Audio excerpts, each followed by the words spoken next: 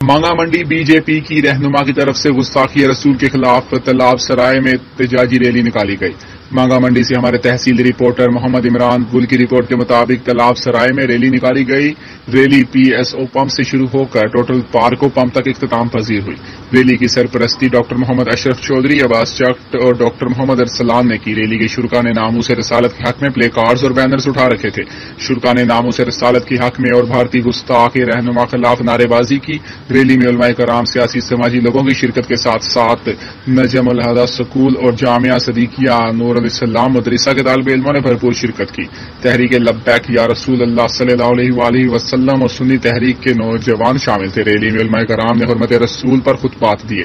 ہم مسلمان ایک ہیں اور سب کافروں کو بتا دو کہ دنیا میں اگر امن چاہتے ہو تو حضور اکرم صلی اللہ علیہ وآلہ وسلم کی عزت کرنا سیکھ لو، ورنہ ہم ظالموں سے نپٹنا جانتے ہیں۔ ہم اپنے آقا صلی اللہ علیہ وآلہ وسلم کی شان میں کوئی ہلکی بات برداشت نہیں کریں گے۔